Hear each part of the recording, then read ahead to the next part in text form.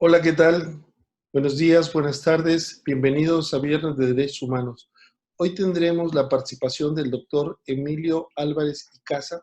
Él nos hablará sobre el impacto del COVID-19 en los derechos humanos.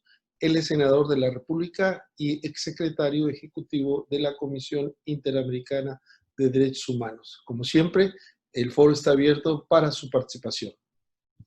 Empezamos. Que se ha construido. Es un hecho real que esta crisis pone muy en evidencia la necesidad de un nuevo modelo económico y social y también de relación de la especie humana con la naturaleza. Sabemos hoy que nosotros somos la principal amenaza y sabemos hoy que el efecto de la humanidad en el planeta Tierra en tan solo unos cuantos decenas o cientos de años ha generado un mayor impacto que lo que ha pasado en miles de años. ¿A qué modelo económico se refiere, doctor Emilio Álvarez, cuando habla del modelo económico? Esencialmente me refiero a un modelo de globalización de capitalismo salvaje, a un modelo de desigualdades, a un modelo que genera una agudización de la concentración de la riqueza y de la reproducción de la pobreza. De manera que este contexto global, regional, nacional, toma absoluta fuerza y justo ha generado entonces una enorme discusión, ¿no?, de lo que hoy estamos viendo. El hecho de que, por ejemplo, haya crecimiento económico, por ejemplo, hemos llegado a tener personas que se publicitan como las más ricas del mundo, pero tenemos una gran desigualdad de más de 50 millones de personas. El crecimiento económico que se da con esos estándares implica un desarrollo humano, un respeto a los derechos humanos. ¿A eso se refiere, doctor? En realidad es justo lo que está pasando, es que estamos teniendo crecimiento económico con desigualdad. Esto ha sido ya abordado muy desde la teoría y desde la empiria, justo en este mecanismo donde países como México son un muy acabado ejemplo. Tenemos lugares como Guanajuato o algunos otros para que podamos tener condición de justo observar que México es un lugar donde tenemos simultáneamente a gente que encabeza la lista de los multimillonarios y simultáneamente más de la mitad de la población en pobreza. Por ejemplo, antes de que se firmara el TLC, México estaba con se llama superbillonario. A los 20 años del TLC, México cuenta con 18 superbillonarios. Eso quiere decir la gente que tiene más de $1,000 millones. Ese es el modelo al que me refiero. Eso es esencialmente lo que nos está afectando. Y por eso, ustedes observan en la pantalla el 1.2, van a observar que es una crisis que pega en nuestro país, además de este marco general de discusión que les pongo, que pega en tres contextos específicos. Pues esta pandemia del coronavirus viene, como prácticamente todas las crisis, sacan a relucir con claridad nuestras fortalezas y debilidades. Y sí, por eso quiero subrayar, lo primero es que nos pega en un contexto de desigualdad estructural. La pandemia no le va a pegar igual a todas las personas. La pandemia tendrá un impacto diferenciado en distintos grupos de población. Y ahí donde están nuestras debilidades estructurales y sociales, ahí se van a ver mucho mayor énfasis y mucho mayor impacto. Y también vamos a ver una condición donde los grupos en situación de vulnerabilidad se van a ver mayormente afectados. En el caso también de nuestro país, hay dos elementos que ya tenían un impacto particular, que es el de crecimiento económico que habíamos observado durante el 2019. Hay quienes lo consideran una recesión, hay quienes lo consideran un estancamiento, pero en realidad lo que estamos viendo es sí un fenómeno de por lo menos disminución de la actividad económica en 2019. Y la tercera es un contexto de crisis de la salud pública, una por un fenómeno estructural, como vimos que se vino agravando durante los últimos 15, 20 años, un proceso de precarización de los servicios públicos, un fenómeno de privatización de algunos de los abastecimientos y servicios que llevaron a una condición de precariedad tanto al personal de la salud como a un fenómeno demagógico. Chiapas fue un ejemplo de este tipo de prácticas, donde se inauguraban hospitales para la foto, donde se inauguraban hospitales con equipo rentado y después de la inauguración se llevaban a las instalaciones, donde se construyeron edificios que nunca dieron servicio médico, o donde incluso hubo casos dramáticos de enfermedades literalmente promovidas por los gobiernos. Esto ha pasado esencialmente en los últimos 3 gobiernos, y el actual no es lamentablemente excepción de esta problemática. El segundo desafío fue lo que me refiero a la transición. Se decidió desaparecer lo que se llamaba como el Seguro Popular, y empezó la instauración del INSABI, el Instituto de la Salud para el Bienestar, y esa transición ha sido muy complicada tanto en los suministros médicos como en el traspaso federal y estatal, que generó en muchos casos la ruptura de las cadenas de suministro de medicamentos y de equipamiento, que justo en este contexto nos genera este contexto de crisis ya estructural. Con esto quisiera decir entonces que llegamos a un fenómeno donde los derechos humanos se ven claramente trastocados, afectados y desafiados. Y observo entonces 5 ámbitos particulares por esto, donde vamos a ver temas de derechos económicos, sociales y culturales claramente afectados, pero también vamos a ver las dimensiones de los derechos civiles y políticos trastocados, así como los derechos ambientales. Si ustedes revisan el punto 3, sí, dígame. Esta parte que mencionó usted respecto que a las propias autoridades provocaban enfermedades, pues es algo muy difícil de asimilar, doctor. Realmente sí tuvimos una época, o no sé si tenemos todavía esa época, en el cual inclusive pues ni se contrataba personal médico, ni se programaba el mantenimiento.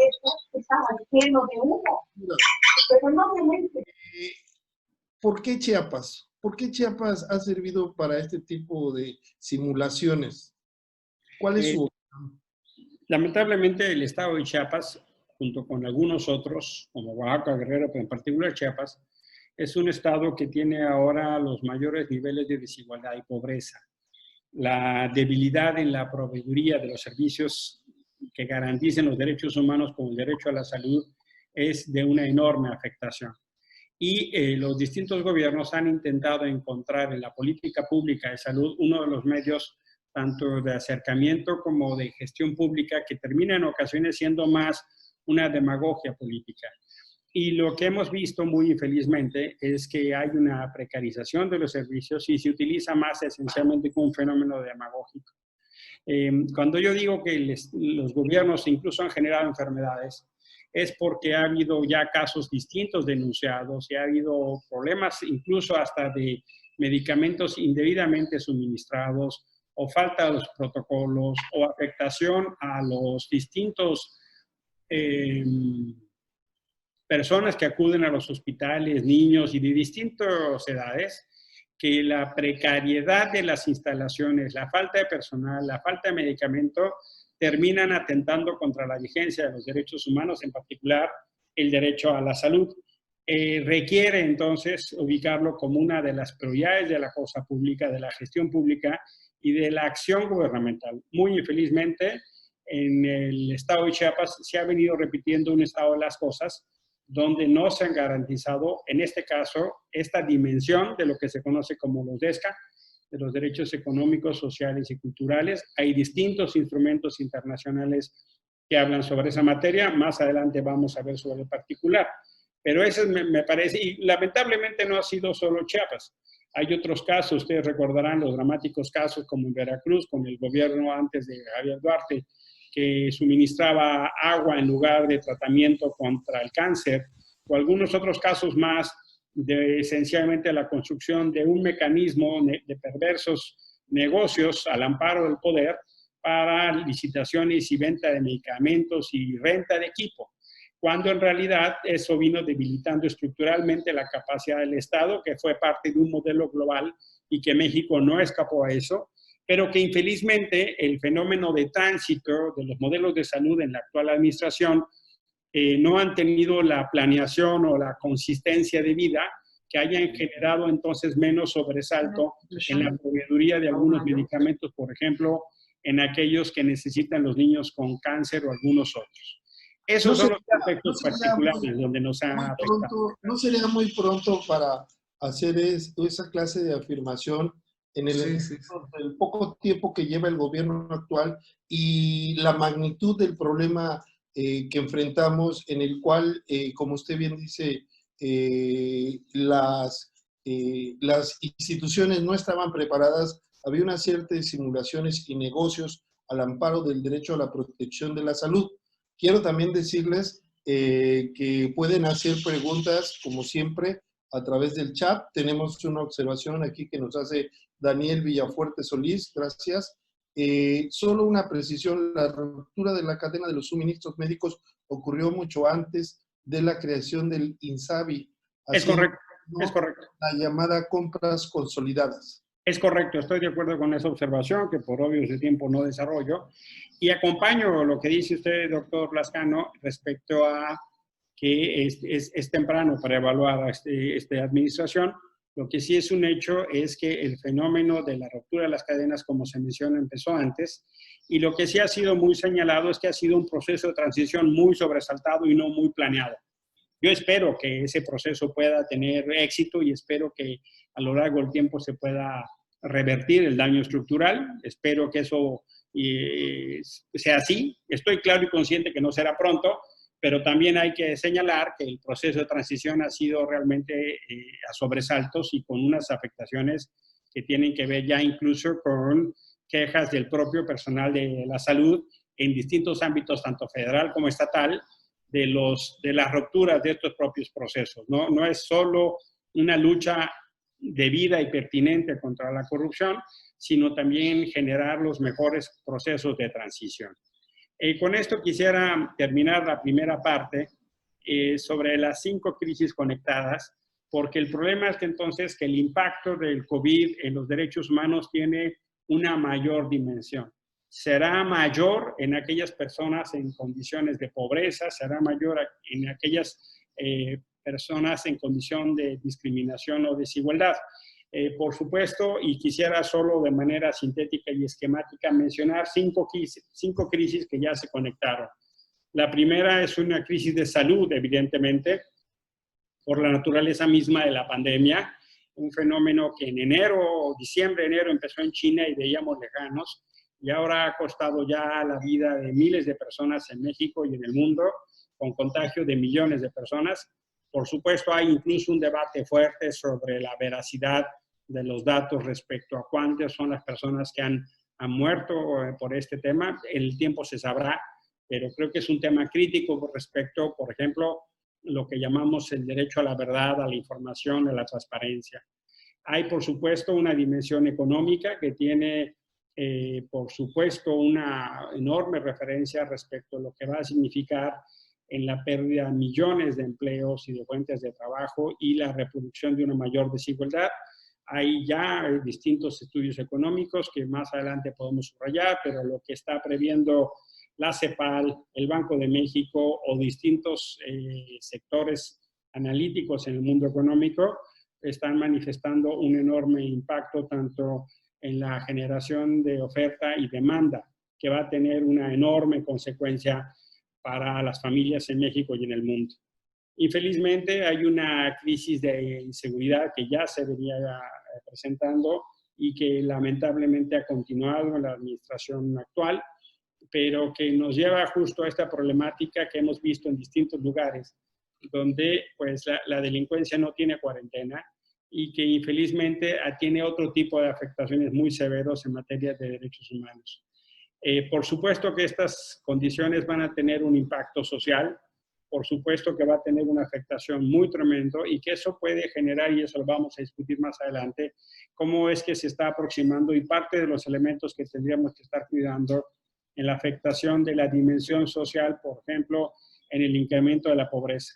Se estima que pudiera haber más de 10 millones de pobres, nuevos pobres, producto de esta afectación. Al menos esas son algunas de las estimaciones que se han empezado a presentar. Y termino, obvio, con una consecuencia de todo esto, con una crisis política en términos de lo que es un contexto de polarización, en términos de la manera en cómo pudiéramos estar construyendo consensos para enfrentar esta pandemia y lo que eso refiere, aparte de los dilemas que tenemos como parte de la construcción de la gobernabilidad y cuáles son los modelos que tendríamos que estar utilizando para garantizar los derechos humanos. Con esto le pedí al doctor Cruz y vamos a la parte 2, que son estándares internacionales. Le hago unas preguntas de las personas que nos han llegado amablemente, sus comentarios. Mauricio Arroyo, saludos. ¿Cómo poder hacer transformaciones si el señor presidente se encuentra peleando contra las instituciones de la sociedad civil? Luego, preguntan que antes el proceso es muy complejo, todavía no hay abastecimiento de muchos medicamentos, en particular los tipos oncológicos, solo hay que darse una vuelta por el ISSSTE de Tuxtla, muchos de esos medicamentos no existen en el país. Saludos, Daniel Villafuerte.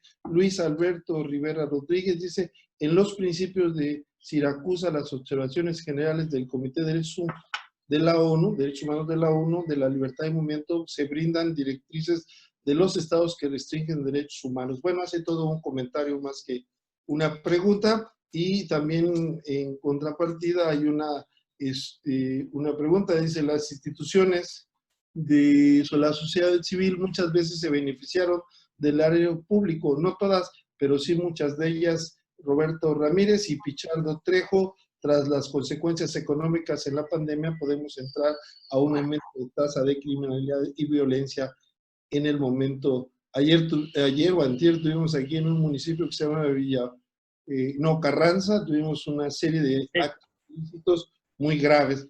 Bueno, es parte de lo que usted nos está mencionando. Gracias por sus participaciones. No sé si tenga un comentario final en este bloque.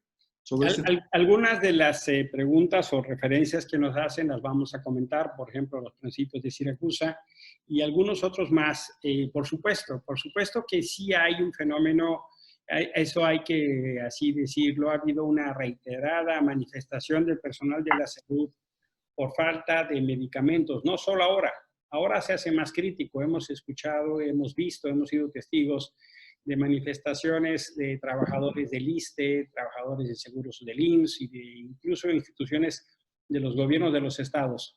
En materia de la falta de medicamento, la falta de protección, incluso en algún momento el gobernador de Nayarit llegó a manifestar que la mitad de los contagios en Nayarit era personal de la salud justo por falta de protección en el Instituto Mexicano del Seguro Social. Vimos protestas en Monclova, vimos en Veracruz, vimos en el Estado de México, vimos en la Ciudad de México. Hay una parte muy importante y creo que el país tiene una deuda con el personal de la salud, médicos, médicas, enfermeros, enfermeras, personal administrativo, que están dando una batalla ejemplar y no con las mejores condiciones. Y sí, creo que ahí tenemos un problema severo. Ya en el presupuesto del 2020, infelizmente, se había hecho un recorte en el presupuesto federal del 10% al sector salud, que hoy lo estamos lamentando doblemente. Sí ha habido una reestructuración del presupuesto, pero hay que así decirlo. Y algunas otras más de las referencias las vamos a ir comentando a lo largo de la presentación, si le parece, doctor. Sí, adelante, por favor. Voy a comentar en lo que se refiere a estándares internacionales. Hay muchos más, pero solo por obvio de tiempo voy a subrayar solo 3. Es decir, habrá una referencia importante, pero les dejo al final esta bibliografía, doctor, por si ustedes quieren utilizarla. La primera es lo que ha establecido la Organización de las Naciones Unidas a través de la Oficina del Alto Comisionado de las Naciones Unidas para los Derechos Humanos y el sistema de relatores y expertos.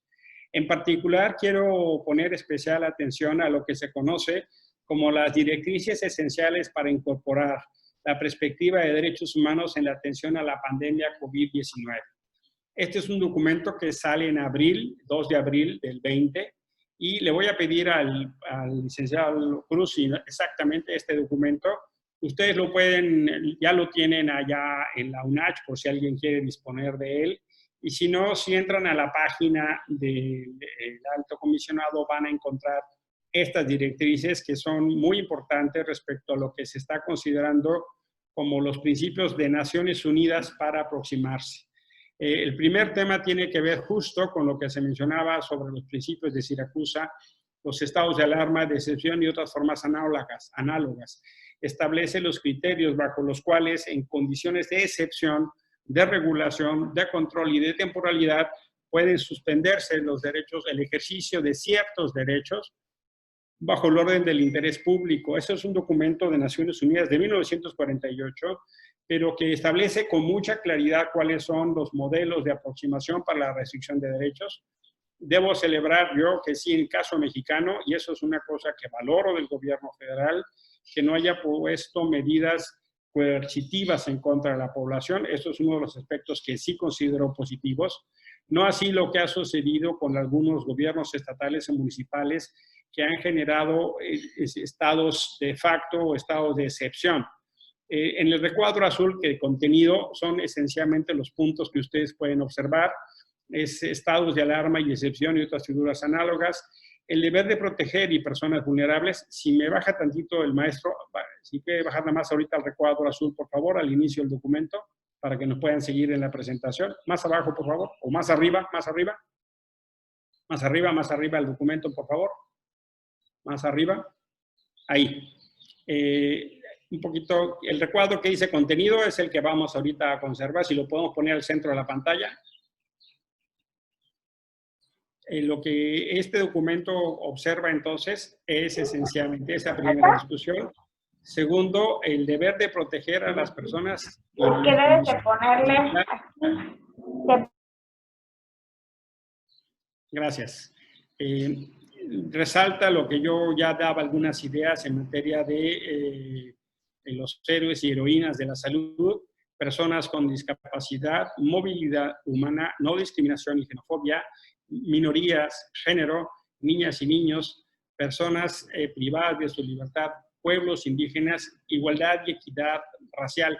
¿Por qué se subrayan estos? Podríamos agregar, por ejemplo, a las personas de la comunidad LGBTIQ y más, que son esencialmente personas que ya están en una condición de desventaja, de discriminación y desigualdad. Pasa con los pueblos indígenas, pasa con las mujeres, pasa con niños y niñas que han sido sectores prácticamente invisibles. Hay una preocupación específica en Naciones Unidas por la alta comisionada en lo que se conoce como los derechos a la información, a la libertad de expresión y a la participación, para que se dé la debida información. Si la población no está debidamente informada, entonces corre un gran riesgo de que haya más contagios o de que no esté en la ponderación suficiente, o por ejemplo la restricción para periodistas de conocer y saber, o la participación en la toma de las decisiones. Y termina con lo que es una parte muy importante de esta discusión, la afectación a los derechos económicos, sociales y culturales. En particular se subraya el derecho a la salud, el derecho a la vivienda, el derecho al agua, el derecho a la alimentación, la crisis económica y el alivio de sanciones. ¿Por qué? Porque lo vamos a ver más adelante. Por ejemplo, el quédate en casa en realidad es privilegio que pueden hacer las personas que tienen un ingreso constante, no las personas que viven al día. La mitad de las personas de nuestro país tienen literalmente una condición socioeconómica de vida al día, y la obligatoriedad de quedarse en casa hubiera sido una medida sumamente autoritaria de afectación de más derechos. Esta medida de lávate las manos frecuentemente, si la gente no tiene agua, pues se puede hacer literalmente extraordinariamente complicada y los puede hacer más propensos o más propensas al contagio. El derecho a alimentación toma entonces ahora una condición crucial. Por ejemplo, estamos viendo la afectación para los servicios del sector turístico, del sector transporte. Literalmente gente que antes tenía trabajo de manera permanente, ahora no lo tiene. Dejaré aquí la parte de Naciones Unidas y le voy a pedir al doctor Cruz, al licenciado Cruz, si regresamos por favor al documento número 2, que es el de la Comisión Interamericana de Derechos Humanos, es el que tenemos previsto como pandemia, exacto. Este es un documento que vale mucho la pena leer para aquellos que tengan interés en materia de estándares y seguimiento.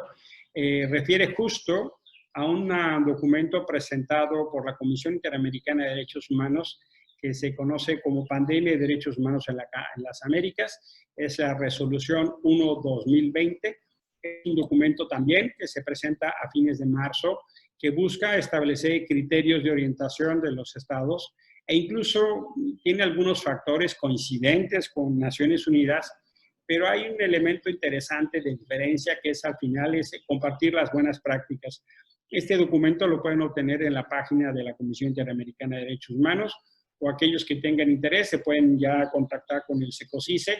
Ellos tienen ya esta versión en PDF, pero en la página de la Comisión lo pueden obtener y lo pueden bajar de manera gratuita.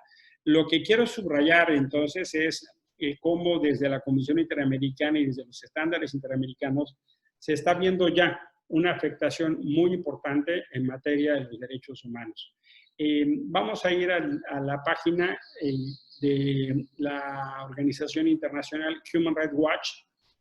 Si pudiera el licenciado Cruz ser tan amable de mostrarla, y si no, podemos mostrarlo en mi documento guía, el documento 1 que tendríamos, ahí también se puede mostrar. Muy bien.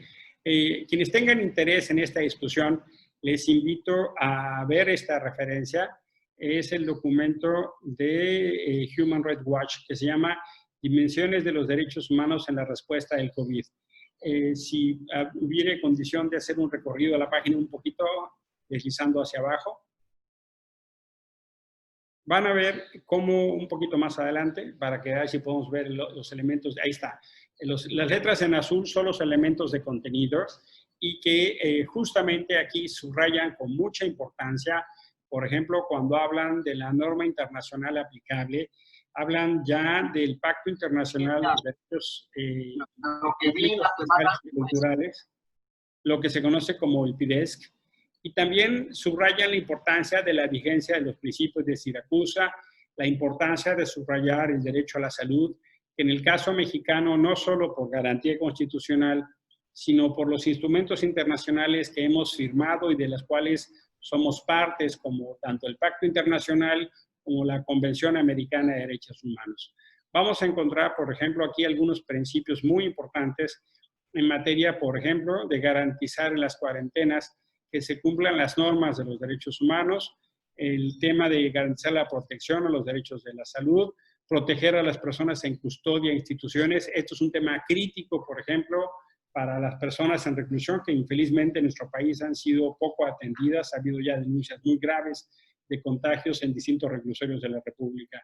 Podemos avanzar un poquito más en la página y van a ver ustedes lo que se refiere al derecho, la educación, la disminución del impacto en materia, por ejemplo, lo que va a significar la afectación o los efectos desproporcionados que afrontarán mujeres y niñas.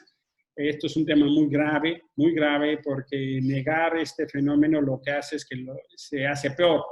El fenómeno de quedarse en casa en algunos lugares de precariedad y hacinamiento, lo que ha incrementado notablemente es la violencia contra las mujeres y contra las niñas. También los niños, pero en particular mujeres y niñas.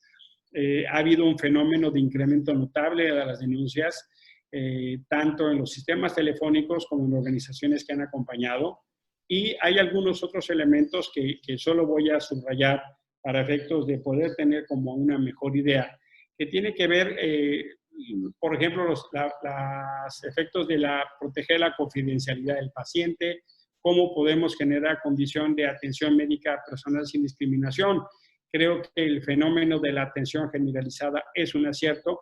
Infelizmente, no está dando la respuesta. Hay mucha gente que llega ya tarde, hay mucha gente que tiene una afectación mayor a su sistema de salud por la dificultad. Hemos visto incluso gente que ha muerto afuera de los hospitales y eso genera una condición de un enorme riesgo.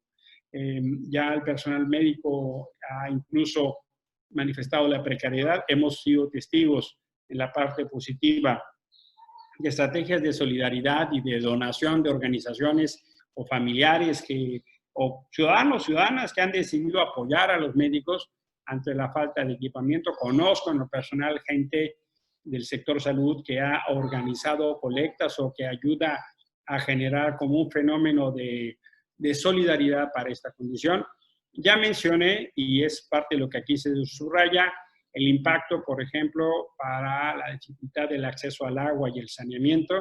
Esto es un tema grave que pega peor medida a los pobres. Aquellas personas que no tienen acceso al agua pública, al saneamiento, están en peor condición para enfrentar esta pandemia. Sin duda hay una mayor incidencia en quienes están en condición de pobreza. Termino con una idea importante, es de la ayuda económica. Más adelante vamos a hablar de un documento importante que ha generado a partir de la Acción Ciudadana contra la Pobreza una serie de recomendaciones. Es un documento que les voy a dejar, pero lo vamos a platicar hacia el final. Con esto quisiera yo regresar al documento guía, por favor. Le pido al licenciado Cruz si nos ayuda al primer documento. Bueno, vamos a aprovechar para hacer algunas preguntas, aunque algunos me han pedido que no lo interrumpa porque es muy brillante su exposición. De hecho, sí, pero voy a tratar de que sea un diálogo para aprovechar su experiencia, ¿no? A mí me da la impresión, y con las preguntas que han hecho, ahorita voy a particularizar algunas, que ¿cómo estábamos antes del COVID? Es decir, si realmente el COVID ha venido a agudizar, ¿qué responsabilidad tiene el gobierno actual y los gobiernos anteriores? Porque la mayoría de nosotros, aún a sabiendas que hay determinadas formas de prevenir el contagio, muchas veces la necesidad de encontrar un responsable para no ser responsable de su propia salud. Es cierto que hay comunidades que viven al día y que requieren atención, asistencia humanitaria, pero ¿cuál es la situación desde su perspectiva? Y le voy a hacer algunas, leer, porque si no al rato no voy a leer las que han preguntado para que usted diga lo que considere. Más allá del uso de los derechos, dice Daniel Villafuerte Solís, gracias, más allá de los usos de los derechos humanos por gobiernos, las ONG, entre el estado de sección y la voluntad de obedecer voluntariamente a acatar las recomendaciones del gobierno, ¿cuál sería su visión en el marco de la pandemia? ¿Qué opinión le merecen las medidas de los países de Asia, en particular de China y Vietnam? No sé si quisiera... Sí, yo he mencionado ya sobre el particular. Yo no comparto el esquema autoritario coercitivo de control. No me parece que sea la forma. Tenemos que generar condición de reproducción de las normas y valores democráticos aún en la pandemia. Y me parece que obligar a que la gente quede en casa es condenar a los pobres a morirse de hambre, más aún en las condiciones de desigualdad que vivimos en nuestros países. Sí veo, ahí han ido presentándose algunas interrogantes y dudas o reflexiones en torno a la participación de la sociedad civil. Yo no acompaño la aproximación que se ha tenido en este gobierno para la descalificación de todas las organizaciones de la sociedad civil. Por supuesto que puedo entender que hay algunas que hayan hecho mal uso y tendrían que ser sancionadas indubitablemente, o algunas que pudieron ser consentidas del régimen o caretas de algunos políticos que querían dar vuelta al tema, pero honestamente creo que son los menos y en su caso tendrían que ser señalados, sancionados y castigados. Si se sabe quiénes son, ¿por qué no se les castiga? Lo que no acompaño es que se haga una descalificación general a las organizaciones de la sociedad civil. Hay una ley que costó mucho trabajo construir, se llama Ley de Fomento a las Organizaciones de la Sociedad Civil. Fue una discusión de más de 14 años. Se empezó a luchar justo en el sexenio de Carlos Salinas de Gortari por la intención de ese gobierno de agredir y atacar a las organizaciones de corte democrático. Y finalmente, a principios de los 2000, como parte de la incidencia de un momento de transición, se logró sacar esa ley, donde se reconoce a las organizaciones de la sociedad civil como entidades de interés público. En Chiapas hemos observado un boom muy importante de organizaciones sociales, indígenas, campesinas y civiles, y son parte del tejido democrático y que creo que pueden contribuir de manera muy importante a la transformación democrática del país, organizaciones de mujeres, de medio ambiente, de educación, de salud, de transformación democrática, de acceso a la información, de niños y niñas, de migrantes, solo por poner algunos, LGBTI, solo por poner algunos ejemplos. Muchas de ellas hacen trabajo realmente extraordinario. Yo he tenido la oportunidad de estar en prácticamente todo el país.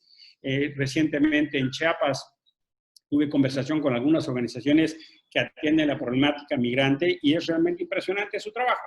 Entonces creo que pueden ser aliados en el proceso de transformación democrática y no acompaño bajo ningún esquema la generalización que se haga en su contra. Creo que es un error. Lo digo con absoluto respeto.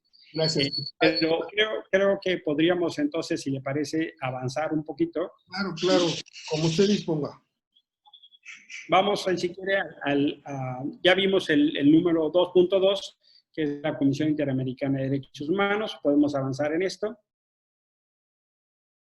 En la presentación, exacto. Vamos a seguir avanzando, por favor.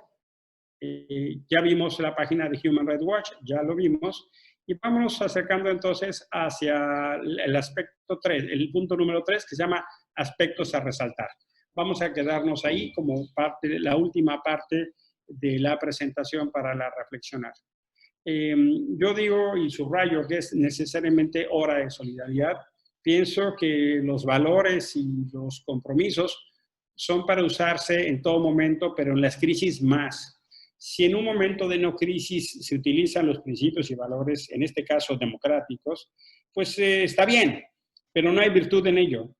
Justamente es cuando hay momentos de crisis y tensión, cuando se tiene que apelar al fundamento filosófico, ético y político de los valores, en este caso de la ética de los derechos humanos, en este caso de la ética democrática, y por eso me parece tan importante retomar el eje de los derechos humanos como un principio rector para la actuación del Estado en los distintos órdenes de gobierno, en el orden federal, en el orden estatal y el orden municipal. Nótese y subráyese con toda la intención que digo órdenes de gobierno, no digo niveles de gobierno. No se trata de una jerarquía de los gobiernos, se trata de distintos órdenes de responsabilidad, todos complementarios. La gente vive en el municipio y su relación con la presidencia municipal y la autoridad municipal es básica, tiene un entorno de identidad estatal y hay un gobierno federal. El hecho de que tengamos un pacto federal de concentración presupuestal o de ciertas atribuciones no debe suponer la supremacía, entonces, de un modelo de un gobierno federal rector de todo lo demás. Insisto, entonces, que el eje de los derechos humanos tiene que ser la guía de actuación. Me parece que en algunos casos, infelizmente, no ha sido así. Estos documentos que se han presentado desde el ámbito del derecho internacional, los derechos humanos, y también a nivel nacional, creo que son fundamentales y deben ser retomados.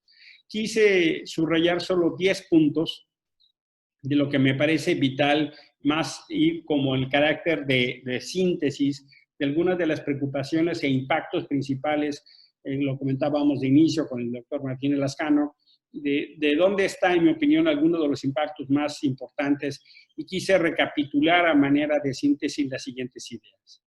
La primera es subrayar el impacto en los derechos económicos, sociales, culturales y ambientales. He mencionado ya algunos aspectos que tienen que ver con el desafío de quédate en casa en las condiciones de desigualdad. Hay un principio básico en la discusión de los derechos humanos que se llama la progresividad, que tiene que ver justo con la construcción social.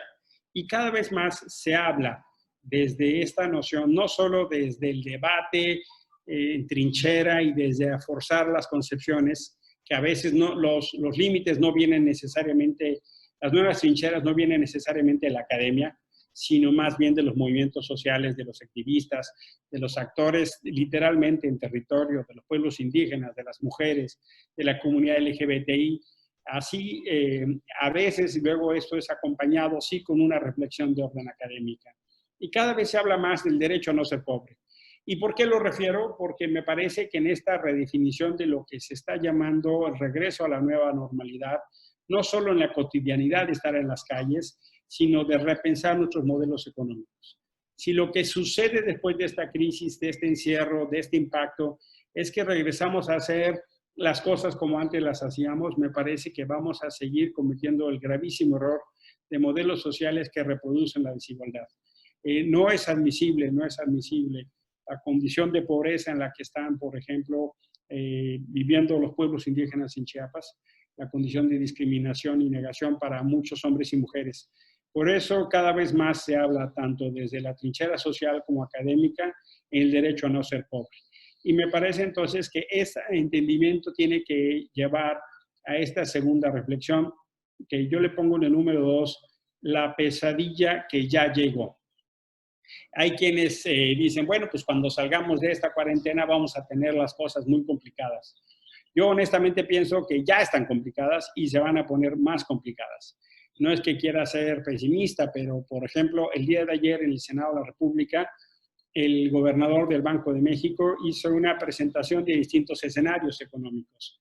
De manera muy inusual, el Banco de México está presentando escenarios. Generalmente presentaba solo. Y el Banco de México, dada la incertidumbre económica en la que nos estamos moviendo, ha presentado 3 escenarios. Esencialmente esos escenarios determinan que la disminución del Producto Interno Bruto en el año 2020 va a ser entre menos 8% y menos 4%. Pudiera ser mayor incluso, según el tipo de afectación que se viva. ¿De qué dependerá esa afectación económica? Nos decía el gobernador del Banco de México ayer a las y los senadores en una conferencia pública. Si es de su interés, les puedo compartir la información que nos presentó el gobernador del Banco de México. Lo puedo hacer llegar al gobernador, al director del SECOSICE para que lo comparta con sus estudiantes. Y lo que nos decía, en función de las medidas que se tomen para paliar, enfrentar y mitigar la crisis, esta será menos prolongada o más prolongada, más profunda o menos profunda. El Banco de México nos decía, por ejemplo, ha tomado una serie de decisiones excepcionales con créditos del orden del 3% del PIB, cosa que no tenía precedente en el trabajo del Banco de México. Pero sí lo quiero subrayar porque el problema que tanto como mencioné, que dice la CEPAL como dice otras entidades, es que se estima que haya 10 millones de pobres más en México. Hay quien está hablando ya de una serie de condiciones como vivimos en los 80s. Quienes vivimos los 80s, lo vivimos como se conoció en la década perdida. La afectación es de un enorme impacto. Por ejemplo, en Estados Unidos se habla ya de la pérdida de más de 25 millones de empleos, cuando en los últimos 10 años se hicieron poco más de 22 millones de empleos. Solo para darles una idea de lo que está sucediendo en materia, por ejemplo, de la afectación de las importaciones mexicanas, digamos, los países que requieren productos mexicanos, en materia de la disminución del consumo, en materia de la disminución del turismo, en materia de la disminución de las cadenas productivas. El dilema va a ser enorme y por eso se habla ya de la construcción de un ingreso vital. Ustedes lo podrán ver en el punto 2, que se trata de generar una condición de un ingreso mínimo para las personas en condición de pobreza. Esta es una idea que se ha venido construyendo en distintos ámbitos, incluso en el ámbito de las Naciones Unidas, en el programa de las Naciones Unidas para el Desarrollo. El mismo Papa Francisco ha hablado de esto y cada vez toma más fuerza en últimos días la discusión de un ingreso vital. Hay algunos otros analistas en otros espacios que lo han llamado el ingreso básico universal, porque necesitamos generar condiciones para la condición mínima de vida y de ingreso para los distintos niveles de población. Creo que este es un momento para generar ya la condición de un ingreso vital. Quiero subrayar el punto número 3, cuidar a quien nos cuida, y hay, por supuesto, distintas poblaciones por su condición de riesgo. Mucho se ha hablado de la necesidad de la protección personal de la salud. Yo he insistido en ese tema en esta presentación. Ha habido algunas otras campañas que se han hecho, por ejemplo, para las empleadas del hogar, la necesidad de seguir protegiéndolas y cuidando su sueldo. Muchas de ellas viven al día. Estamos hablando de millones de personas que lamentablemente en algunas ocasiones han visto privados sus ingresos. Y hay algunos otros sectores de población de quienes nos cuidan. Por ejemplo, Causa en Común, como Elena Morera, ha hablado de la necesidad de proteger a los agentes de seguridad que protegen y que han tenido afectaciones con el coronavirus. De manera que sí, pienso que tenemos que hacer un esfuerzo solidario con aquellas personas que nos cuidan, las personas que cuidan a los adultos mayores. Los adultos mayores están en una especial condición de vulnerabilidad y creo que sí sería muy importante que se pueda atender toda esta protección. El cuarto punto es un tema que para mí es muy cercano y lo quiero subrayar. Lo he nombrado del dolor y el abandono. Es la situación que están viviendo las familias de personas desaparecidas. Muchas de ellas han sido ya azotadas por el dolor y la pérdida de un familiar desaparecido. Se habla oficialmente de más de 61,000 personas desaparecidas. Los colectivos hablan de más de 100,000 personas. Y son personas que han tenido condiciones dramáticas. Ahora no solo no pueden salir a buscar a sus familiares, sino que ni siquiera tienen condiciones de ingreso. Conozco porque se ha organizado una campaña que les invitaría a ver. Pueden meterse al portal de El Día Después. Parece que hay un micrófono por ahí. Sí, pues hay un micrófono ahí, le pedimos por favor guarden silencio y escuchen. Aprovechando la introducción porque habla usted muy de corrido, me cuesta mucho trabajo hacerle preguntas, pero muy bien. Ahí voy. No se deja interrumpir, dice. No se deja interrumpir como buen político. Bueno, mire, yo quisiera también hacer, nos habla usted de datos económicos, pero no hablamos de fallecimientos. Y también algo bien importante que quisiera reflexionar nada más para que usted continúe con su exposición. Fíjese que el país que del Producto Interno Bruto dedica más al sector salud es Estados Unidos. Dedica el 14.7%, México dedica el 2 punto y tanto al Producto Interno Bruto. Sin embargo, como dice Daniel Villafuerte, ayer Estados Unidos llegó a 40 millones de solicitantes de seguro de desempleo. Este sistema no tiene futuro, sino una condición de reestructurarse. Inclusive en Estados Unidos, el servicio de asistencia para la salud no es un servicio gratuito. Es decir, y aparte de eso, es el país que más muertos tiene actualmente. Sin embargo, el presidente Donald Trump dice que los problemas de salud más graves los tenemos los mexicanos. En este sentido, no solamente se tienen que tener recursos, sino se tienen que ampliar, tener una cobertura real con esos recursos. Y por el otro lado, desde su perspectiva, de acuerdo con las preguntas que hemos visto, tratando de sintetizarlas porque son demasiadas, el gobierno actual desde su perspectiva, ¿qué debería de cambiar? ¿Qué debería de hacer para atender mejor la pandemia? Gracias. Ya, a ver, yo creo que el caso de Estados Unidos es un caso dramático. Hay que subrayar, pues, ¿no? Que justo lo que pasó es el cambio de un modelo de salud, de un modelo que pretendía garantizar el derecho a la salud, a lo que ahora están viviendo con Trump, es un modelo de garantizar los negocios. Por supuesto que Trump utiliza la narrativa de la afectación a los mexicanos en una narrativa perversa, xenófoba y racista, en contra de México, las y los mexicanos, como parte de su posicionamiento político. No olvidemos que ellos están en campaña. En noviembre se decidirá la reelección o no de este personaje. Y claro que él ha construido una narrativa siempre de ubicar a México como una amenaza, a las y los mexicanos como un riesgo, y en este caso es así. Yo pienso que el problema esencialmente en Estados Unidos ha tenido que ver con cómo se ha abordado el manejo de la pandemia, y responsabilizo directamente a las políticas del presidente Trump. Incluso el personal médico que conduce esto ha tenido severas dificultades. Vamos, esto que recomendara que se tomara cloro o medicinas similares incluso tuvo afectación severa para gente de la salud. Lo que no entiendo es cómo hay gente que le hace caso, pero bueno, eso es así, ¿no? Infelizmente es así. Goza del crédito y la confianza de muchas personas en ese país. Y lamentablemente vimos hace poco incluso que el coronavirus ha significado más muertos en Estados Unidos que la guerra de Vietnam ya. Es una dimensión dramática lo que ahí sucede.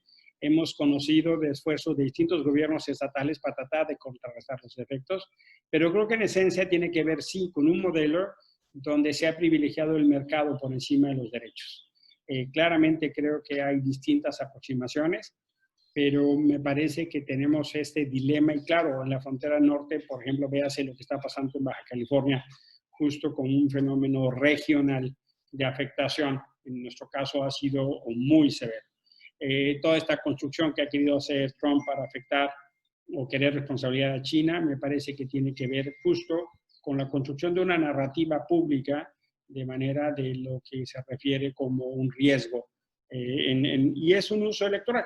Es un uso electoral, pero me creería que es en nuestro caso, por supuesto, tiene impactos y tiene decisiones importantes. Por ejemplo, que la industria automotriz u otras regresen a trabajar, tiene que ver con las cadenas productivas de lo que ya se ha considerado como el Tratado de México, Estados Unidos y Canadá, y que va a tener enormes afectaciones. Vimos lo que pasó en Ciudad Juárez con algunas maquiladoras que no pararon y que no cuidaron las condiciones de salud. Eso creo que es muy importante que se pueda así decir. Con esto, subrayando esa idea, quisiera regresar al tema de las familias de las personas desaparecidas. Hay casos muy dramáticos de mujeres cuyos hijos fueron desaparecidos y ellas cuidaban a los nietos y que en realidad se vieron afectados por el COVID. Conozco casos de gente que perdió la vida y los nietos están entonces en una condición muy lamentable porque el padre está desaparecido y la abuela murió. Les invito a que puedan sumarse y reproducir esta campaña. Se pueden meter a la página del colectivo El Día Después. Esto está en su página, eldíadespués.mx, y ahí podrán ayudar a algunos de los colectivos a conocer las historias de estas mujeres que han vivido afectaciones muy dramáticas, en su mayoría mujeres, pero no solo mujeres. Con esto quisiera subrayar lo que pasa en el caso del número 5, las personas migrantes, que subrayaría solo dejando como los 3 dramas de migración. ¿A qué me refiero con los 3 dramas de migración? Lo primero refiere a que de por sí la migración es un fenómeno muy de riesgo, muy de afectación, muy de condición de vulnerabilidad, y que infelizmente las políticas de migración que ha tenido el gobierno de Estados Unidos y que ha retomado el actual gobierno ha generado un mayor desafío, y que lo que ahora viene a ser el coronavirus es una mayor afectación. El caso incluso del transporte masivo de migrantes de la frontera norte a la frontera sur, y que ha generado que miles de personas que quieren regresar a Guatemala, El Salvador, Honduras, no lo estén pudiendo hacer. Hay toque de queda en estos lugares, y que eso ha muy infelizmente incluso generado condiciones donde guatemaltecos han sido linchados en su propio país, o salvadoreños, o golpeados, y que están ahora en la frontera sur de México, en la frontera de Chiapas, al lado del Suchiate, en caminos. Hay denuncias muy importantes de lo que está haciendo el Instituto Nacional de Migración, pero también en materia de abandono a los migrantes, la falta de respuesta de la autoridad municipal es muy dramático, y creo que el gobierno estatal en Chiapas no está atendiendo debidamente y no acompañó la política federal, que ha significado que Chiapas sea el estado que soporta el cambio del proceso, el cambio de política mexicana, en lugar de la política de solidaridad, una política de seguridad nacional. Me parece que ahí necesariamente es un tema que tiene que ser revisado. Paso al punto número 6, que son los olvidados o las olvidadas de siempre. Quiero subrayar lo que pasa con pueblos indígenas y personas en reclusión. Por una parte, sí, podría decir que son las pequeñas comunidades donde se está encontrando la mayor resiliencia, la mayor condición de sobrevivencia, la mejor condición de contención. Los pueblos indígenas tienen una sabiduría ancestral, y que si uno revisa, recientemente hablaba, por ejemplo, el Colegio de San Luis, la relación que existe entre comunidades, autosuficiencia y no coronavirus.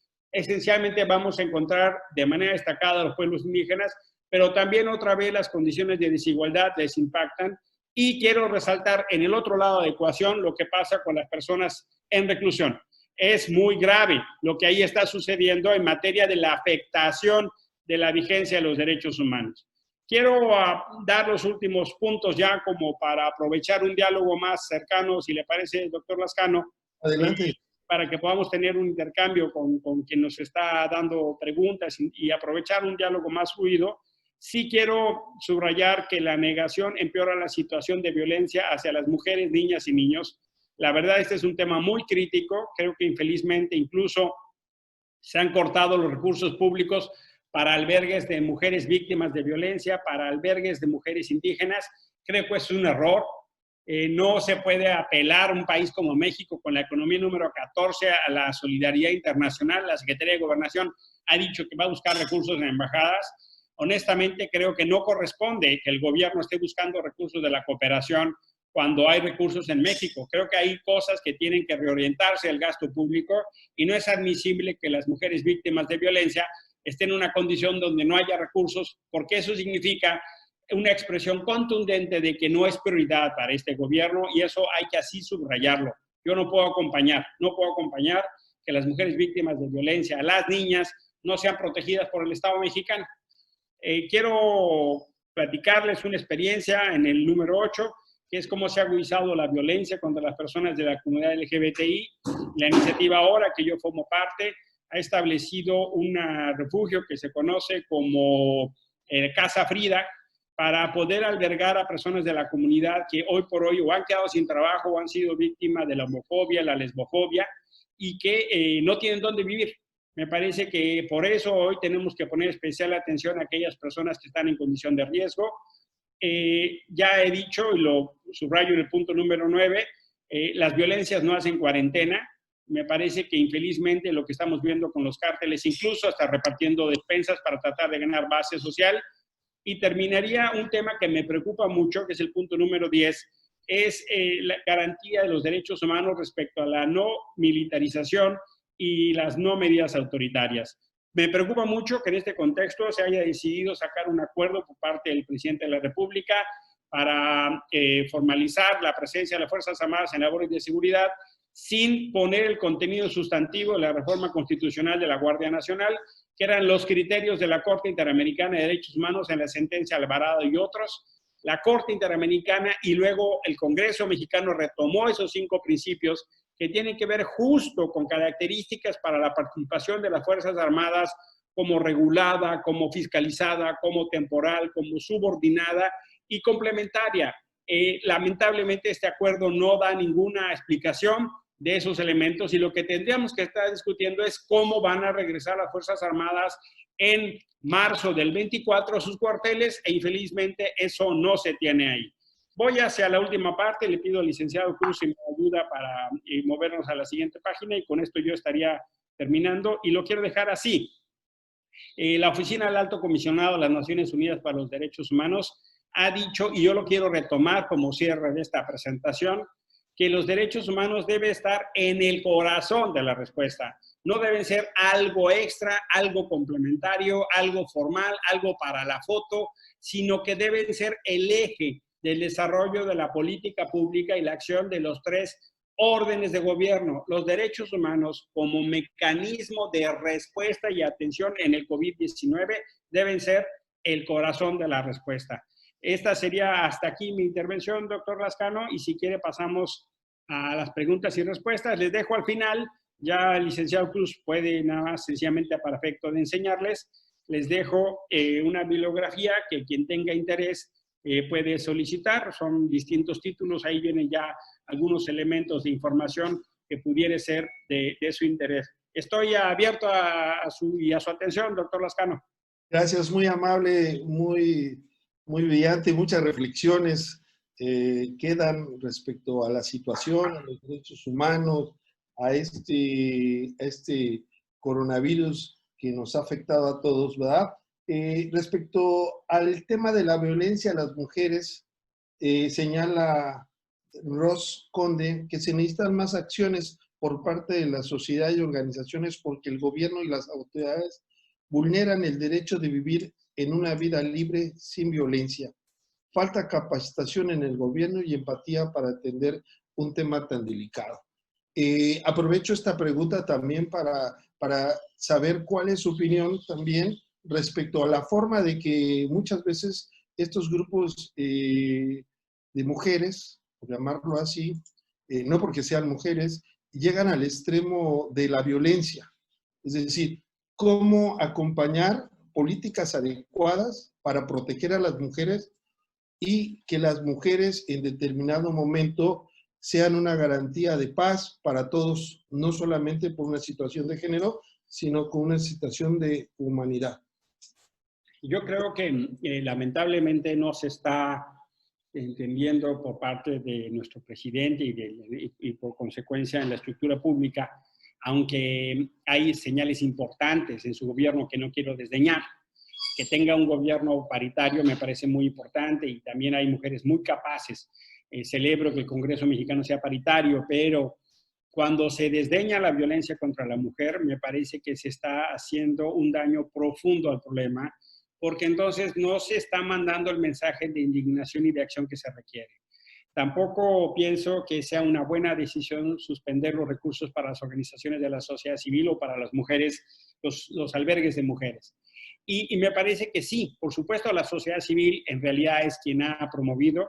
Yo soy de las personas que ha sido pues reconstruida, reconfigurada. Le agradezco mucho a las feministas que me han ayudado a repensarme y a reconstruir mi masculinidad, esa masculinidad tóxica que a veces todas, y más bien dicho todos cargamos, pero pienso que sí, tenemos que repensarnos de manera significativa. Y yo matizaría, doctor Martínez Lascano, el tema de la violencia en el movimiento feminista, porque, ¿sabe? Yo hablaba con algunas feministas y me decían, mira qué chistoso, nos acusan de violentas, pero el feminismo no ha matado a nadie. Al contrario, somos víctimas, nos matan cada día 10 o 9 mujeres. Ese sí es en verdad violencia, la violencia machista, la violencia de una sociedad. Entiendo, por supuesto, la exigencia y entiendo que hay mucha preocupación de muchos sectores cuando el nuevo movimiento feminista sale a las calles y con esa fuerza y virulencia arrolla. Me quedé absolutamente impactado, desafiado, conmovido por lo que vi el 8 de marzo, una manifestación multitudinaria, masiva, y luego el 9 de marzo cuando no estuvieron. Pienso honestamente que esta reconstrucción de la sociedad tiene que pasar por una recodificación y tiene que pasar, sí, por una vía de repensar el lugar de la mujer en la aproximación social, pública y política. Creo que sí, que el mundo va para allá, es inevitable, innegable. Creo que sí, el mundo tendrá que avanzar hacia el feminismo. Y que tendremos que entender el fenómeno de la violencia estructural y el reclamo. Creo que nos hace falta sentarnos a hablar y platicar, pero sobre todo, creo que a los hombres nos hace falta escuchar lo que las mujeres tienen que decir. Claro, muy amable. La verdad es que el respeto en la casa, el respeto en la escuela, el respeto en cualquier ámbito es una labor importante de todos los días, porque no solamente falta una manifestación, sino un cambio de cultura y darle el lugar que tiene la mujer en el desarrollo de la sociedad. Pregunta a Samantha Serrano. Usted, doctor Emilio, como sociólogo, ¿por dónde cree que podríamos comenzar el camino al bienestar nacional? Pienso que es muy importante hacernos cargo que hay un momento de cambio en la historia del país. Pienso que hay que hacerse cargo del contexto político en el que estamos. Y pienso que sí, que tenemos que ubicar que hay cosas de un pasado inaceptable, indefendible y no es posible reproducir. Pero creo que entonces en esa mirada de futuro tenemos que tener lugar todas y todos.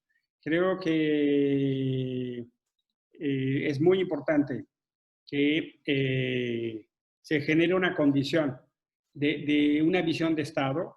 Creo que sí tenemos que darnos cuenta de que hay necesidad de hacer cambios, pero creo que es muy importante que esos cambios tengan una dimensión de pacto de Estado y de visión democrático. Creo que sí es importante entonces asumir que hay un momento, un país más allá del propio Andrés Manuel López Obrador de transformación. Me gustaría encontrar la disposición para la construcción de una visión de transformación entre todas y todos, pero también creo que hay una parte,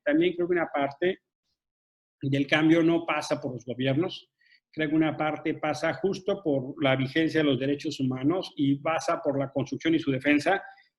Por eso celebro el trabajo que hace el SECOCICE, porque es ir construyendo una dimensión de vivencia y de exigencia, y que en muchas ocasiones no se conocen los derechos humanos y por lo tanto hay poca condición para su vivencia y su exigencia. ¿Cuál creería que yo sería la pista? En mi opinión, tenemos que avanzar a que nuestro contenido democrático sea la vivencia y exigencia de los derechos humanos de todas y todos. Muy bien. La doctora Karen dice, háblenos de las mujeres madres desplazadas. Ese es un tema de particular importancia. Infelizmente, Chiapas ha sido escenario de una condición de política pública para mujeres, comunidades indígenas completas desplazadas. No solo hemos visto, por ejemplo, la cantidad de asentamientos que existen en San Cristóbal de las Casas y otras. Infelizmente, todavía hay comunidades indígenas que incluso en la plaza de Tuxtla se van a manifestar y todavía son reprimidas. Eso me parece una desgracia.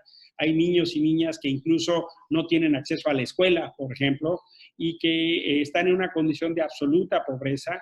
A mí me parece absolutamente indignante el fenómeno del desplazamiento interno. Chiapas es uno de los lugares de la República donde ese fenómeno es más dramático.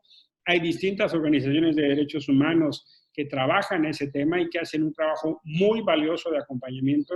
Infelizmente creo que las y los desplazados, en particular las madres, tienen una condición de vulnerabilidad, pues porque no tienen ni siquiera las condiciones mínimas, ni las condiciones mínimas de educación, de salud, de alimentación, y no veo una disposición de política pública para su atención. En el Senado de la República hemos tenido algunas reuniones ya con comunidades desplazadas. La doctora Karen tuvo oportunidad junto con algunas comunidades de acompañarnos. Creo que es un trabajo muy valioso. El SECOSI se ha dado también por esa línea seguimiento. Y les comento que estamos trabajando ya en una iniciativa de ley sobre el tema del desplazamiento interno forzado, porque infelizmente en México eso no ha sido reconocido y creo que es una de las situaciones más dramáticas en materia de negación a los derechos humanos de la agenda actual. Muy bien. Esa es Samantha Serrano. Dice que Elena Espinosa dice, las feministas exigimos, no violentamos, cuidado con los juicios de valor sobre el reconocimiento de derechos, bien por el ponente, lamentablemente mal por el comentario del moderador. Bueno, disculpen, no es mi intención, ni con el pétalo de una rosa. Tenemos otra pregunta, dice, en materia de derechos humanos y políticas públicas como vía para la realización de los derechos humanos, ha habido mucha simulación. ¿Cómo podríamos fiscalizar que los recursos y presupuestos se apliquen de manera efectiva? Pregunta formalistas. Yo pienso que el tema de la política pública en materia de derechos humanos es el eje. Es el eje y eso es parte de lo que tendría que estarse abordando como un principio rector. Infelizmente, me parece que muchos gobiernos no se aproximan a la discusión de la política pública y derechos humanos, no solo por falta de comprensión, sino porque lo ven como un estorbo. Pienso que la manera justo en la que los derechos humanos se pueden ejercer, se pueden aproximar, se pueden hacer realidad es por vía de la política pública. Está bien la aproximación judicial que hacen muchas personas, que bueno, es vital el litigio y la protección, pero creo que una parte esencial donde tenemos que hacer el brinco es en lo que se refiere a la política pública. La política pública es el instrumento privilegiado para hacer realidad los derechos. Por eso subrayaba, por ejemplo, yo la dificultad. Si se dice que la mujer y la vigencia de sus derechos es una prioridad, pues entonces que no tenga presupuesto es una incongruencia. Si se dice que atender a la población desplazada es una prioridad y que no haya nada, programa específico, es una incongruencia. Si se dice que niños y niñas sean una prioridad y que no haya nada, es una incongruencia. Si hay una sentencia del Estado en contra del Estado mexicano, ha habido varias en Chiapas, y el Estado mexicano, bien el nivel federal o bien el nivel estatal, no cumple esas sentencias, es una incongruencia. Tiene que haber la obligación de atender esas sentencias. Hay varios casos en Chiapas, inclusive, infelizmente, en las últimas sentencias, ni siquiera han estado, por ejemplo, representantes del ejército mexicano que han sido los sujetos activos de la perpetración de los derechos humanos. El ejército mexicano en esta administración tiene un papel vergonzoso. No ha estado en las ceremonias de disculpa pública, ni siquiera de las de la Guerra Sucia, cuando los desaparecidos fueron y en campos militares, cuando los cometieron las violaciones en contra de las mujeres indígenas, fueron soldados. Por eso hay una incongruencia. La política pública es el eje rector de la acción gubernamental, por eso los derechos humanos tienen que estar en el centro. Y por eso los mensajes que nos mandan son contradictorios. Nos dicen que les importan los derechos humanos, pero no hay recursos. Nos dicen que les importan las mamás de los desaparecidos, que les importa que no haya más desaparecidos, pero no tienen recursos para... Ahí están las pobres mujeres con sus propios recursos, ahora muertas de hambre, abriendo con sus uñas y recursos para ver si encuentran una fosa y a ver si está su hijo. El presidente dijo que iba a haber recursos sin límite y la verdad es que son las madres las que están por el dolor y búsqueda de sus hijos rasgando la tierra del país a ver si encuentran algo y no les dan los recursos. Ahí está la titular de la Comisión Ejecutiva de Atención a Víctimas litigando en contra de las víctimas, la doctora Mara Gómez, que ni siquiera atiende a las víctimas, tiene afuera un plantón, ahora tienen que demandar a la CEA para que las proteja. Vamos, hasta los familiares, los papás de la guardería ABC, tienen que litigar en contra de la CEA para que les den los recursos. Es el colmo. O sea, la CEA fue hecha para proteger a las víctimas y ahora hay una gerencia que esencialmente lo que trata de hacer es un control de daños que me parece a mí la vergüenza total. Se lo pongo como ejemplo de lo que tendría que estarse haciendo y no se hace, doctor Martínez Lascano.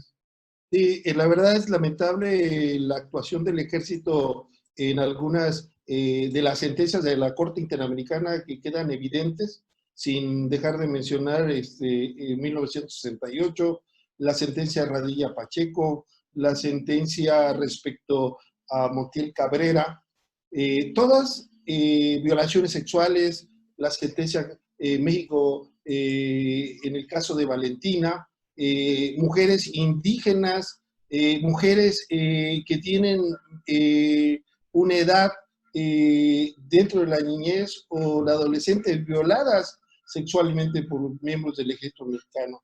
Entonces sí es un tema que toca ahí una sensibilidad muy fuerte, doctor. Nos comparte su opinión, dice Loering, nos comparte su opinión referente al tema de salud mental con relación a los derechos humanos en el marco de la pandemia por el COVID-19, doctor. Loering, fíjate que este es un tema vital y que lamentablemente forma parte de los olvidados, las olvidadas. Las personas que están en condición de salud que requieren una atención específica por salud mental, me parece que en México hay una debilidad estructural. Hay distintos informes que han mostrado, por ejemplo, Disability Rights International, ha hecho algunos informes sobre lo que pasa en México. Quien no conozca, quien tenga interés, métase a esta página respecto a lo que se refiere en Disability Rights. Pienso que no se están haciendo los esfuerzos suficientes y ahí la potencia del Estado tiene que ser justo para articular, ¿no? Recientemente yo incluso vi algunos videos, por ejemplo, de las dificultades que tenían en los hospitales públicos en esta materia, que cada vez tienen menos recursos. Y requiere, la verdad es que un brinco cualitativo y de atención. Y refiero también con esto, no necesariamente del mismo tema, pero me hace recordar lo que pasa respecto a personas que requieren cuidados especiales. Voy a referirme a los adultos mayores. Hace no mucho, unas cuantas semanas, yo recibí un video de una casa ahí en San Cristóbal de las Casas que se utilizaba para proteger a adultos mayores. Es una vergüenza, es una verdadera vergüenza, una casa con tal cantidad de fugas y tal cantidad de filtraciones de aguas que estaba absolutamente en condiciones de indignidad. Lo que era un centro, una casa colonial, fue apropiada por el gobierno municipal, trasladaron a los ancianos, a los adultos mayores, a las ancianas, a las orillas de la ciudad, a una casa que se inauguró en el sexenio anterior y que no tiene ni siquiera las condiciones de atención. Me parece absolutamente indigno lo que está pasando en San Cristóbal de las Casas con adultos mayores. ¿Pero por qué lo quiero decir? Porque es obligación del Estado mexicano atender a las personas que necesitan cuidados especiales. Y como pudimos ver en la doctrina internacional de derechos humanos, en los documentos que se ponen de materia específica, creo que sí se requiere subrayar este en particular. Y hay algunas otras personas que requieren atención y acompañamiento particular. No tanto porque quieran cuidados especiales, sino porque hay un factor de justicia. Y quiero subrayar lo que sucede con las personas desaparecidas. Porque ahí no es de cuidado especial, sino es de justicia. Les invito con mucha vehemencia a que quienes puedan, a que quienes tengan un cheque, a que quienes den un salario constante, a que donen en la campaña Yo Ayudo a Encontrarles. Métanse a la página de eldiasiguiente.mx porque hacen una diferencia. No importa cuánto sea, pero quienes tengan condición, yo les invito a sumar, es momento de solidaridad. Y así con todas las personas y grupos de población que requieren cuidados especiales. Muy bien, muchas gracias. Bueno, le iba a preguntar ya de la comisión, pero no dejan de preguntar de los temas. Elitos G dice, por favor, pregúntele al senador sobre la campaña de apoyo a las familias de personas desaparecidas que pidió una mamá de Axel, joven desaparecida ya hace muchos años. No sé si... Es justo lo que mencionaba. Las y los colectivos de mamás organizaron una campaña que es muy importante y que se llama #Yo Ayudo a Encontrarles. Hay distintos actores civiles y sociales que estamos acompañando esa iniciativa y ese liderazgo de las mamás, esencialmente, de los familiares, y que se trata de poder multiplicar ayudas.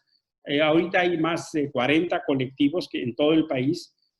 Algunos requieren medicamento, hay gente que está en tratamiento de cáncer y no tiene para pagar la medicina, la leucemia, hay gente que tiene quistes, porque saben, luego el dolor de la pérdida se traslada y se somatiza y se convierte en enfermedad. Muchas de esas mujeres procesan el dolor como enfermedad y la verdad es que no es para menos. Yo no quisiera que ninguno de ustedes y de nosotros, yo mismo, estuviéramos en esa situación. Y por eso es tan importante, es una campaña muy valiosa. Ahí les estoy viendo la parte de preguntas. Les invito a que vean la pregunta, métanse al chat de preguntas en la campaña para apoyar. Ahí viene la liga, ahí la propia Elitos. Elitos ya lo puso de la mejor manera, creo que les invito a que lo copien, o por lo menos con inquietud intelectual, hablando aquí en un centro académico, ¿no? Pero sí es hora de solidaridad, es hora de solidaridad. Muchas gracias. Fíjese que yo quisiera hacerle una pregunta. ¿Cuál es su opinión? A mí me preocupa, yo soy, mi formación es de abogado. Yo sé que usted es sociólogo, ya lo dijimos, y que tal vez usted dice que los abogados tenemos lenguajes como me constituí, ¿no? Recuerdo ese comentario que decía. Sí. Pero, lenguajes químicos. Sí, pero fíjese que el sector salud determinó la suspensión de las actividades no indispensables. Desde acuerdo con los antiguos griegos pensadores, hablaban que la justicia es una labor esencial en la sociedad.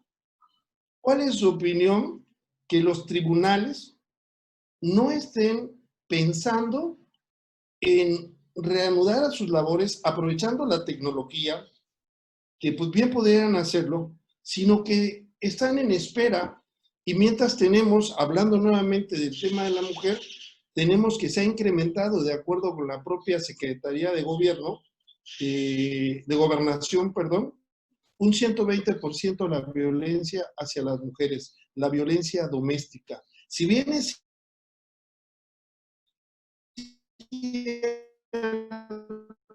la justicia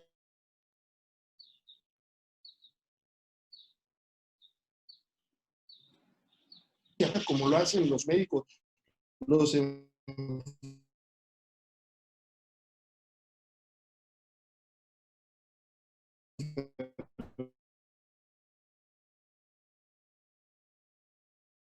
enfermeros, que los tribunales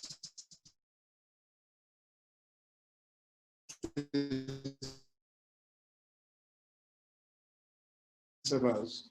No sé si me fue. ¿Me escucha, doctor? ¿No? No se me escucha. Ah, es que tiene usted...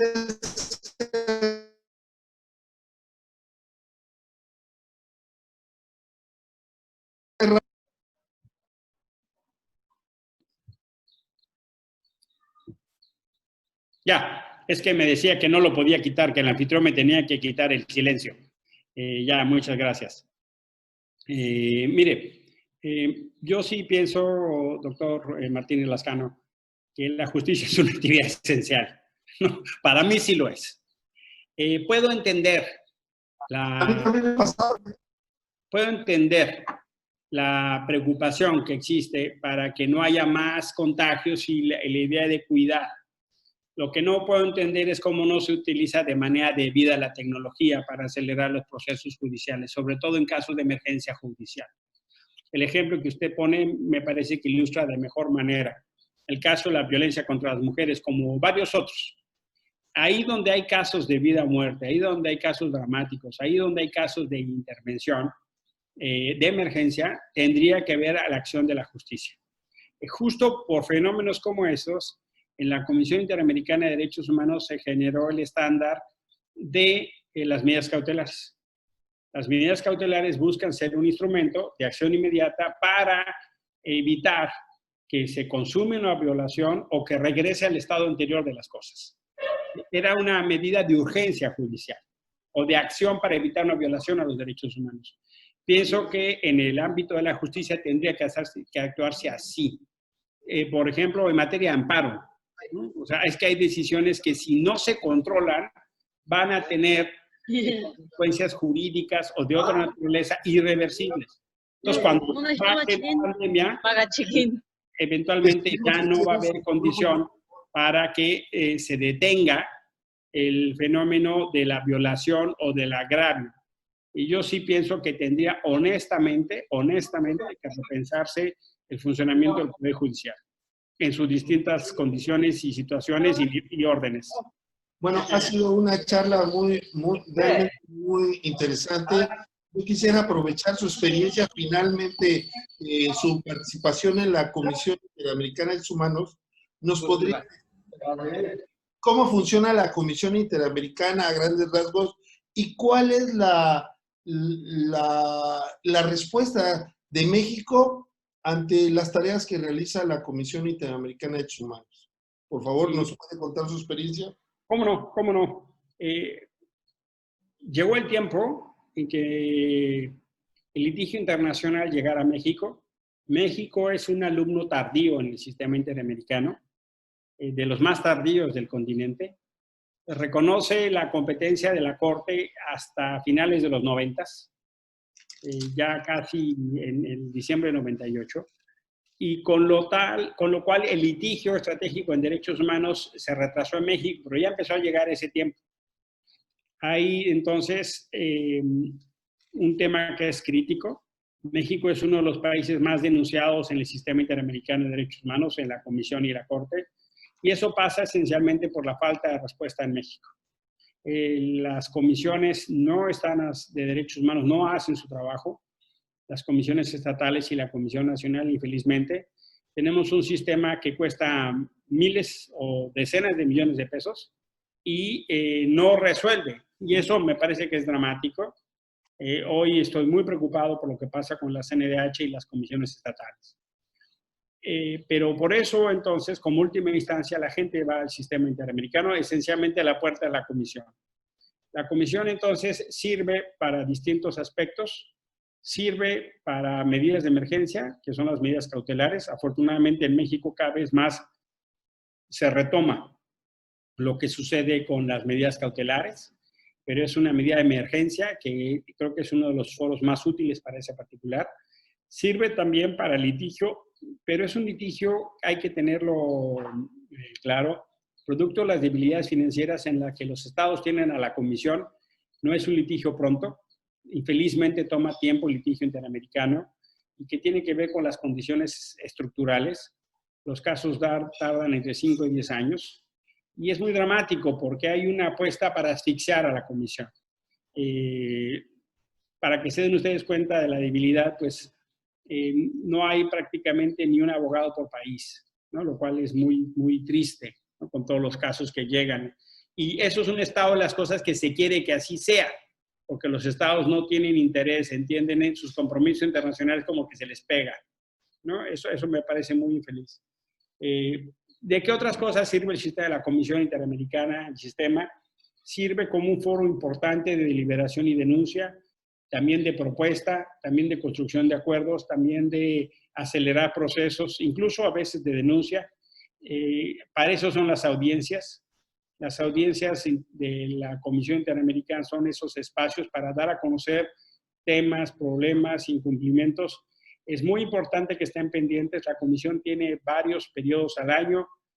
Últimamente está teniendo 7 al año y son foros intercontinentales muy importantes, pero también para conocer a otras organizaciones o conocer las mejores prácticas, y creo que vale muchísimo la pena considerarlo. En los estudiantes del SECOSICE creo que ahí tienen una fuente de información muy rica en materia de estándares y reflexión. Lo otro que quiero subrayar es la construcción de los nuevos estándares. Así como está la resolución 1-2020 de la CEDH sobre pandemia y derechos humanos, hay una serie de informes temáticos que consideran una nueva perspectiva o lo más acabado de la reflexión del derecho internacional de los derechos humanos. La Comisión Interamericana es una fuente muy importante de estándares y hay discusiones de temas que tienen que ver, por ejemplo, lo que pasa con el impacto de la industria extractiva y los pueblos indígenas y el medio ambiente. Todas esas personas que están preocupadas por ese tema, ahí pueden encontrar estándares. Los temas que refieren a migrantes, los temas de violencia en contra de las mujeres, los temas de la problemática para la población LGBTI o algunos otros. El tema de libertad de expresión tiene estándares muy desarrollados que pueden ser utilizados y retomados en las discusiones municipales, estatales, que pocos son retomados. El SECOSICE es de las pocas entidades a nivel local que retoma los estándares internacionales. Me gusta muchísimo el enfoque que le dan en los litigios a nivel municipal y estatal.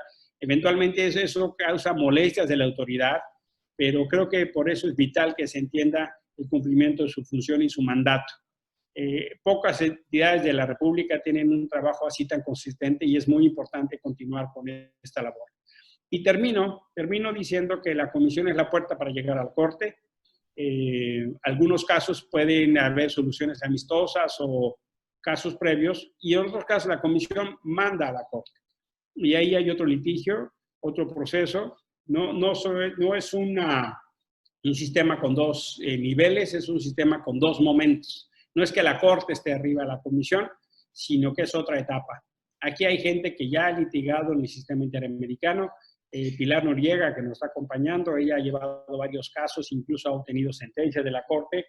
O hay gente que ha estado acompañando también de distintas perspectivas. Está Eliana García y algunos otros actores que han hecho presencia en el sistema interamericano.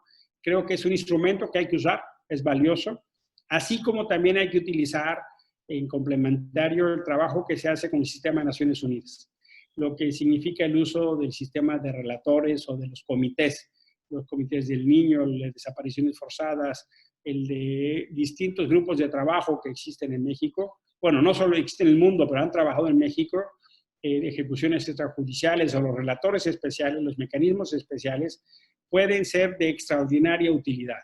Les invito, por ejemplo, el trabajo que hace la Comisión Mexicana de Defensa y Protección de los Derechos Humanos en esta materia es muy importante. Métanse a la página de la Comisión Mexicana de Defensa y Protección de los Derechos Humanos, y van a ver, por ejemplo, la cantidad de acciones que hacen los organismos internacionales. La Comisión Mexicana va a los foros internacionales y hace un trabajo de denuncia importante. Les pongo como un ejemplo de lo que me parece interesante en la complementariedad del trabajo. Está la oficina del Alto Comisionado de las Naciones Unidas para los Derechos Humanos en México. No es común que haya oficinas del Alto en todos los países, más bien son excepción. Y por eso creo que eso se puede utilizar de la mejor manera. De manera que el derecho internacional de los derechos humanos es ya un principio en nuestra Constitución. Las convenciones son leyes vigentes. Lamentablemente, en muchas ocasiones ni se conocen. Y por eso creo que su uso va a ayudar a un mejor cumplimiento. en mi opinión, tiene las mismas dificultades que tiene a nivel nacional de cumplimiento, que luego ni siquiera las sentencias se cumplen, pero ayuda a un proceso gradual de construcción de justicia. Muy bien. Algo que no puedo dejar de preguntar en relación a lo que dijo, desde su perspectiva, ¿deberían desaparecer entonces las comisiones estatales de derechos humanos por gran costo que cuesta al erario público y la ineficacia en la defensa y promoción de derechos humanos? No, no creo que deban desaparecer, creo que deben funcionar. Lo que lamentablemente pasa en muchas ocasiones es que son puestos para los amigos de los gobernadores, son puestos para cuidarle a la espalda al gobernador, no son instancias, muchas veces no son instancias para defender al pueblo, son instancias para defender al puesto. Y se utilizan de trampolín, infelizmente. Lo que hay, luego yo he conocido de muchos presidentes o presidentas de comisión, es qué sigue después. Y utilizan ese espacio como para ver si van a ser magistrados o qué instancia tribunal van a llegar o a qué cargo de gobierno. La verdad es que es muy triste. Pienso que la sociedad civil tendría que tener una mucho mayor exigencia, porque como en ocasiones ya ni se les confía, ya ni se les toca la puerta, ni siquiera pagan el costo de su incumplimiento. Están ahí medio abandonadas como una escoba en una esquina, ¿no? Estas canciones de Quinquil, la escoba y el recogedor, ¿no? Y no ayudan, ¿no? No ayudan a los pueblos indígenas, no responden, no atienden a las mujeres víctimas de violencia, a las personas LGBTI. Yo sí pienso que por lo menos tienen que pagar el costo de su desatención. Creo que infelizmente el sistema político se ha ido tragando a los órganos autónomos y lamentablemente yo lo que veo, pasó una cosa similar. Yo tenía una expectativa muy distinta ahora con el nuevo gobierno y veo que hicieron lo mismo pero peor en el caso de la CNDH. Llegaron al extremo de robar votos en la votación. Yo fui testigo de eso y lo veo con mucha frustración, pero pienso que en la medida que nosotros no exijamos, esas instituciones no van a funcionar. Como todas las demás instituciones tienen virtudes y defectos, pero en este caso creo que sí pudieran ayudar. Me piden mi correo, les voy a escribir mi correo, para quien tenga interés, lo voy a escribir en el chat, para claro, que si quieren contactarme, lo voy a escribir en mayúsculas porque así van a tener más claridad de cómo se escribe. Dice Emilio Álvarez y Casa L @senado.gov.mx. Emilio Álvarez y Casa L @senado.gov. Puse .gov, está mal. Emilio Álvarez Casa L @senado.gov.mx. El segundo es el bueno, el primero no le hagan caso. Emilio Álvarez y Casa L @senado.gov.mx. Por error puse .gom. No quiero decir goma, ¿no? Pero a veces dan ganas, ¿no? Ahí estoy a su orden, quien quiera, y si quieren, pues con mucho gusto me pueden mandar un correo y con el especial referencia y atención del Secocice. Me gusta mucho su trabajo y ojalá hubiera más centros como este en el país. Bueno, doctor, muchas gracias. Realmente ha sido una charla muy fructífera para todos nosotros, nos deja muchas reflexiones, muchas ideas, cuestionamientos que tenemos que considerar para la eficacia de los derechos humanos. ¿Alguna frase, palabra final, doctor? Sí. Saben, miren, los derechos humanos pueden ser una doctrina muy interesante, pueden ser una jurisprudencia valiosa, puede haber una importante aproximación de convenciones, de tratados, de informes, de estándares. Eso es muy valioso. Pero lo que no se puede perder de vista es que el motor principal de los derechos humanos tiene que ver con las víctimas. Las víctimas son el centro del trabajo de los derechos humanos. La búsqueda de justicia para ellas debe ser el sentido principal. Cuando quien trabaja en derechos humanos se queda en el oropel, se queda en la envoltura, se queda en los títulos, se queda en la jurisprudencia, se queda en el dominio de los temas, pero no hace un trabajo por la justicia, en realidad está prostituyendo el trabajo en materia de derechos humanos. Es una demagogia vacía. Pienso entonces que lo fundamental en materia de derechos humanos es esencialmente el compromiso con las víctimas. Como vimos hoy, hay una enorme cantidad de personas que no ejercen sus derechos humanos como tendrían que estarlos ejerciendo.